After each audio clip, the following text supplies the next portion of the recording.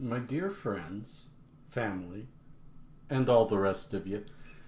Peace and cheers, love and harmony. You got Gord Birch here, your hurtin' hippie with Weedy Weekend number 87. 87. I love that number just keeps growing and you guys keep coming back for more. This is your channel to get updates on medical news. It's also your channel to come to for just casual fun. I just posted a video about my family's trip to a dinosaur park. So join me.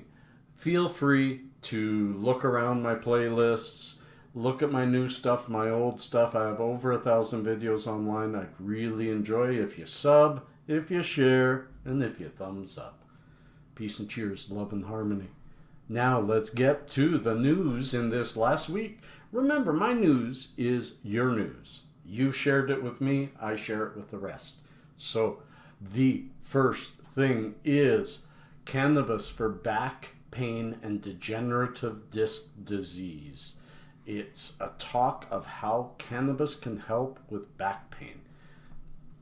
I've had actually quite a few people talk to me just recently about it. I'll even shout out Angeline. This is specifically for people like you who have had trauma to their back. So I want to read this one part. A controlled animal study, most of them are animal studies, in 2014 showed that when CBD, cannabidiol, was administered, it showed promising results in reducing the damage caused by disc degeneration in the vertebrae. I'll finish reading this and say something. The researchers analyzed 19 rats and used needle punctures to injure the invertebral discs of their spines. Rough, eh? Particularly in the tailbone area. The rats were divided into 3 groups, each of which were administered CBD in different concentrations, 30, 60, and 120 nMOLs.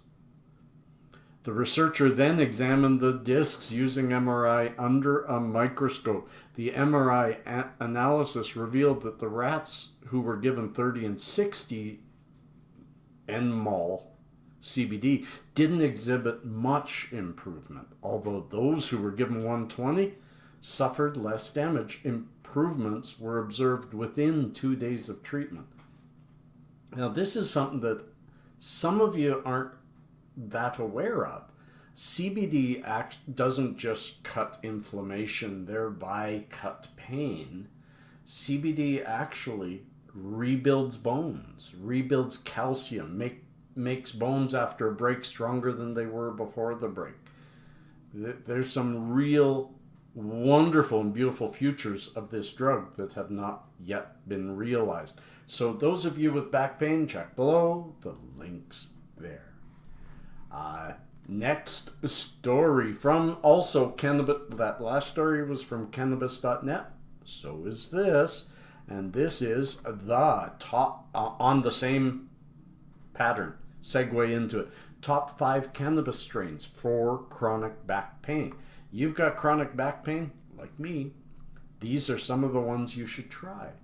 First and foremost, they've said Harlequin, a hybrid strain that's sativa dominant. You got to be careful of that. I won't be trying that because I don't go sativa dominant. Not during the winter, not when I can't have the energy to get out there.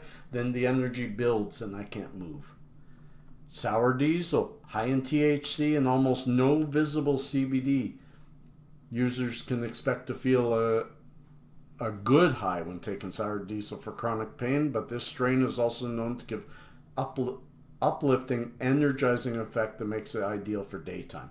Again, daytime.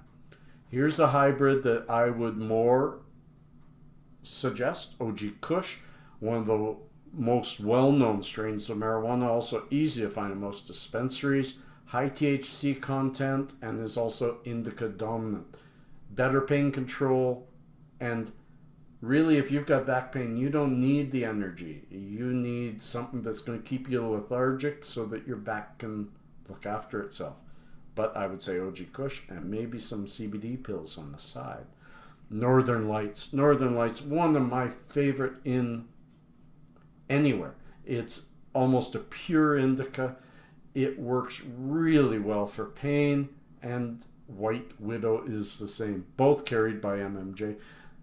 My dispensary, if you can find it, that's going to help your back. So first two segments concentrating on the back, which I can tell you, mine today is horrible. I spent yesterday with my boys at a dinosaur museum, and walking through a museum, an hour and a half, 2 hours of walking and standing around. I sat as often as I could.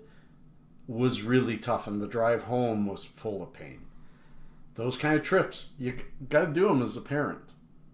But some people just don't understand how much it takes out of a chronic pain sufferer. Let's move on. This is from Quartz Media, LLC. And it is about solving the opioid crisis with medical marijuana. It's a really good story. I read the whole thing. I really suggest any of you read it, because it's important to understand how serious the opioid crisis is. I'm going to read you something. Cannabidiol, or CBD, the non-psychoactive element in marijuana, can treat opioid addiction, says Heard. Studies support the claim. CBD has been shown to attach to different receptors in the brain and reduce the cravings for weeks after ingestion, opioid cravings. According to animal research again, preclinical animal models have long demonstrated that in addition to reducing the rewarding properties of opioid drugs and withdrawal symptoms, CBD directly reduces heroin-seeking behavior. Plus, because CBD produces no high, its legalization isn't likely to lead to a black market. Very important, but you know what? THC also helps in this area because it provides that reward that the junkie, I hate that word, is used to. Reward is important because it's what keeps pushing them back to the drug. Very important, lots to learn. Again, another one that points to animal studies. We need human trials. This is a safe drug. It should not be, there should be no fear of human trials. We've got to get it off of Schedule 1 in the US.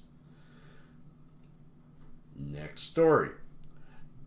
Cannabis drug extends lives of brain cancer patients. This is from Leafly. This is a wonderful, wonderful story that I'm just going to read one part of that really touches me. I spoke with my friend and the owner of MMJ Total Healthcare yesterday. The owners, Haisha and Jeff. We were talking yesterday about how difficult it is to be in this industry. Daily I talk with people in pain, and often, not daily, I talk with people dying. And it is tough, but we have to keep our spirits up to help them keep their spirits up. And the way we do it is, even if that person is passing sometime in the future, we, through our help and our knowledge and our connections, are helping them have a better quality of those last times. And sometimes they survive even longer. Sometimes things change. So, and the future only looks brighter. I'll read this. Study participants who received glioma, which is a THC CBD pharmaceutical, showed an 83% one-year survival rate, GW report, compared to 52% among those who took a placebo. That's a huge change. After 1 year, those taking a placebo, only 52% were still there, where those taking the actual THC drug, 83% of them were still there. This is wonderful when we're talking people's lives. Not only extending their life, but increasing the quality of that life, decreasing the pain during it. A difficult subject, a really difficult subject. And as I often say, I do not include my 8-year-old son in my weedy weekend. He doesn't hear it. My door is closed. He's downstairs playing with his brother, learning the guitar. Everything's on the up and up. He doesn't need to know this until he's much, much older, if ever. That's his choice. Let's move on. The next story is brought to you from BuzzFeed. I am not a fan of BuzzFeed. I never have been. I hate giving them clickbait, but it's a good story because it has 33 studies, links to 33 different studies that will make you want to smoke cannabis more. I'm only going to read the first couple of studies. There's a link to each one. Number one, it reduces 90% of skin cancer within 20 weeks. That's a study. Weed reduces the suicide rate for men ages 29 to 39. There's been a study. It's proved that. Are these studies... I haven't looked at every study. I've looked at a few. And again, as I've said, none of the studies for marijuana, they're mostly anecdotal or animal studies. Let me just say that. Not all. So be careful reading these. Be careful sharing these. Be careful believing these. What I tried to bring you is as much information as possible, and you make up your mind what your opinion is. I seldom share my opinion. I just share facts. I make my opinion, and I might do some sort of video on, my editorial comments, but most of the time I'm just delivering you information from which you can derive your own opinion. And I'll never say you're wrong because we're all right from our own perception. Weed helps promote creativity. Studies show no connection between pot and lung cancer. It can help regulate body weight. I'm going to get to that. Prescribed to help fight ADHD. I'm only on number 7. Weed fights brain aging and helps increase stamina. It goes on and on. There's 33. So check them out. Enjoy them. And if you want, comment below and we'll talk about them.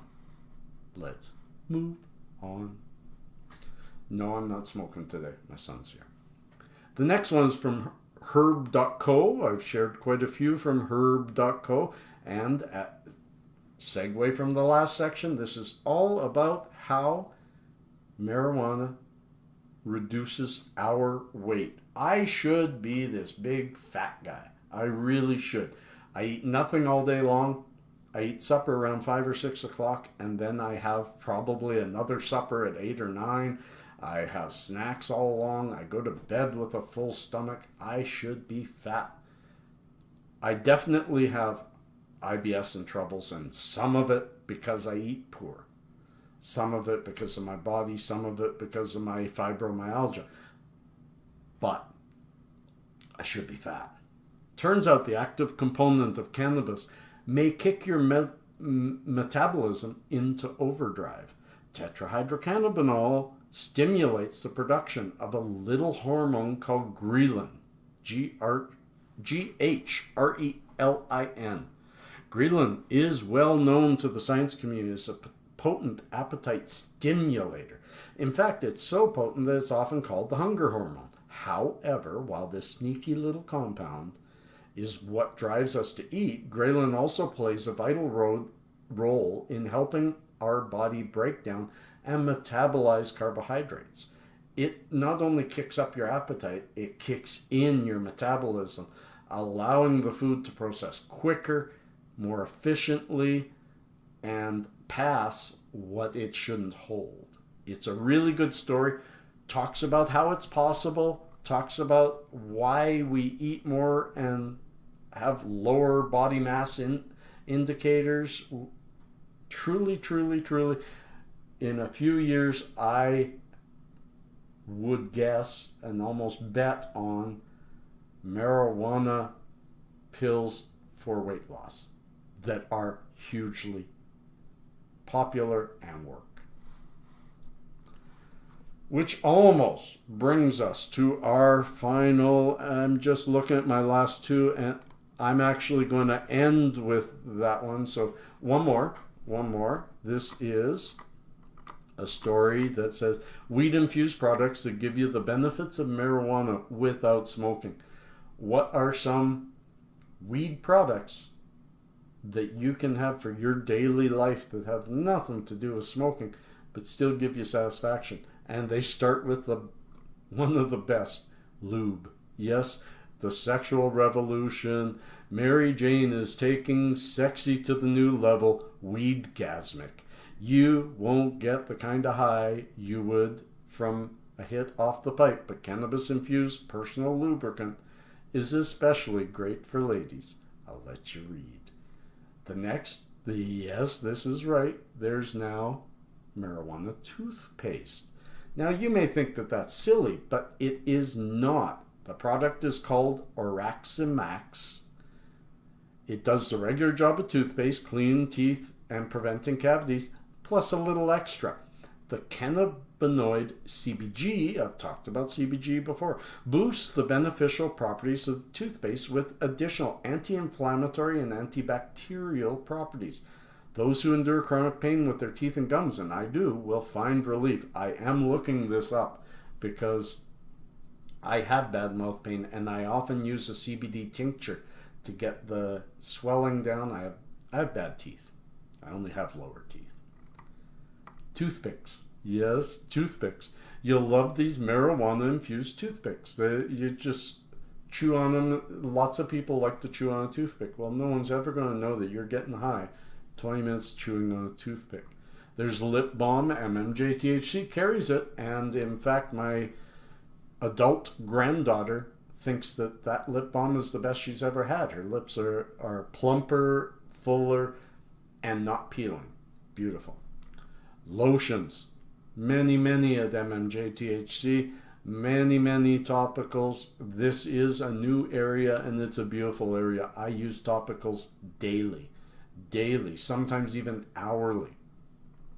There are coffee pods now, acne treatment, bath salts, shampoo. I use THC shampoo, THC patches, and it goes on. There's foods, there's everything, but this was a good write-up, and it gives links of where you can find some of the stuff. As I said, the THC infused toothpaste is something that I am going to look at and maybe even do a review of once I find it and order it. This next story, I'm ending with a story on Canadian legislation, Canadian cannabis, but in the medical area.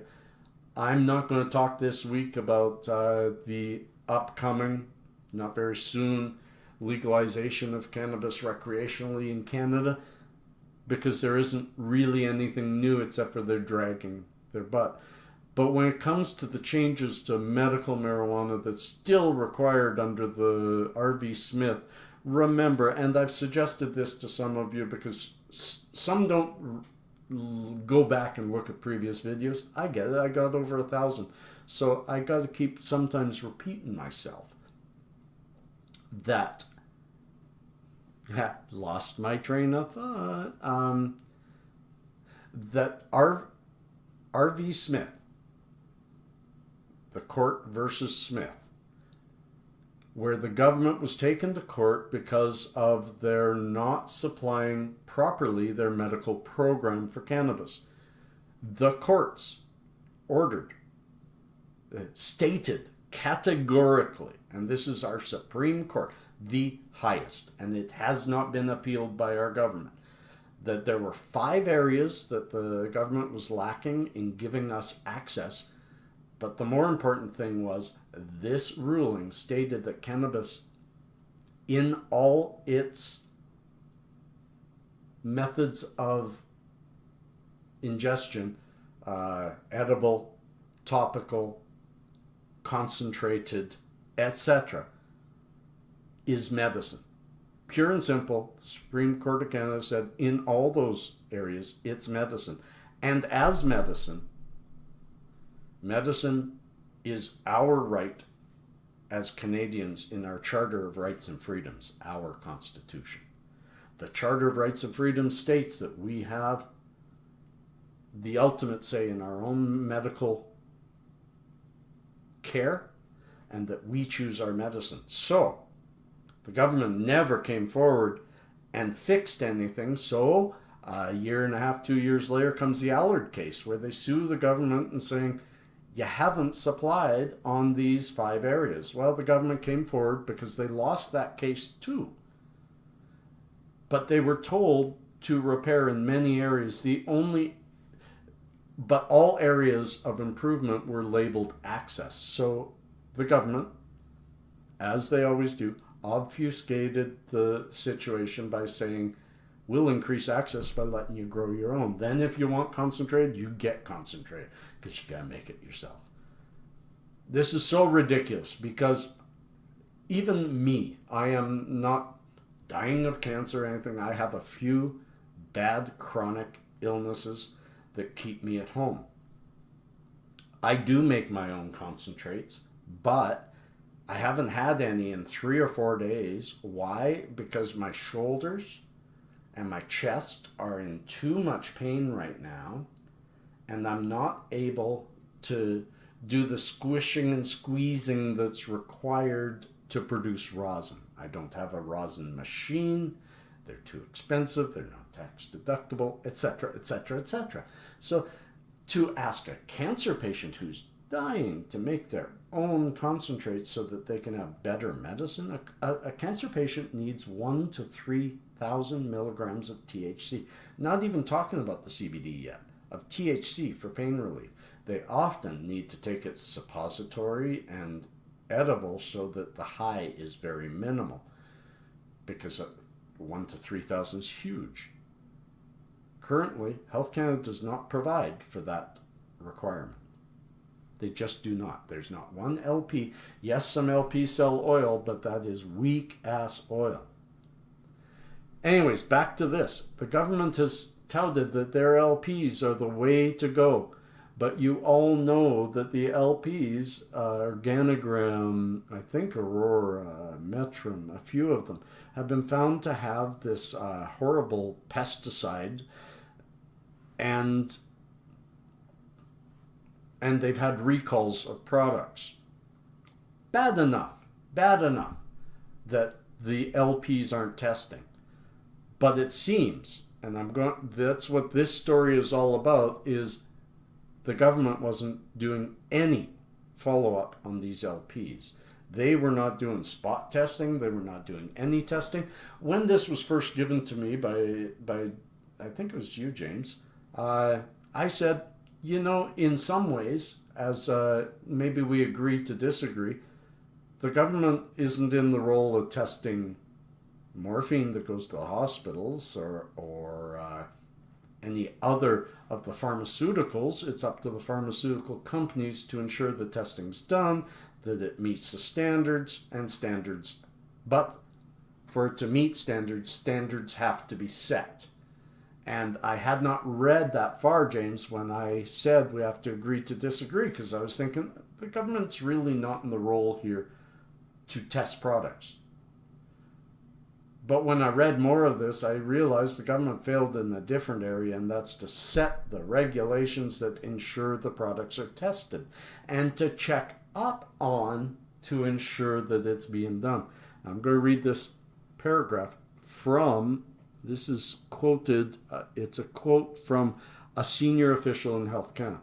Up until this point, we have not required LPs to test for any unauthorized pesticides. Have not required.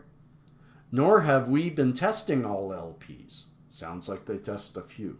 And it is because we expect their companies to be proactively watching and taking the appropriate measures to ensure non-authorized products aren't used, the senior official said. Well, when you don't have the rules in place and you don't test on the few rules you do have for the efficacy of those rules, then you failed. Health Canada has failed in this area. Yes, the LPs failed. For sure the LPs failed. There were stories of them even hiding the pesticides when a Health Canada person would be around. I've seen the stories. I don't have any links to them. But the important thing is they did not lay down the rules. They do not require, they said, we have not required LPs to test for any unauthorized pesticides. They should have insisted on that kind of testing. Everything should be tested. It's going to people. So this is a failure of Health Canada. Again, after the courts have already said you aren't doing enough, now we find out they aren't doing much. That's how I'm ending Weedy Weekend with that story. Keep in mind, the LP is not the only place you can purchase from. People keep saying it's the only legal place to purchase from. It's the only authorized by Health Canada place. It's the only place you get your tax deduction from. But remember, we as Canadians have the right to purchase that medicine as per R.V. Smith in all its forms. If the LPs are not producing it in those forms, that's why the dispensaries are there, because there's a need. The government has to look at this and finally get off the pot and produce a better system. The current one is broken. Peace and cheers, my friends. Love and harmony. See somebody without a smile today, give them one of yours. They need it. Peace and cheers.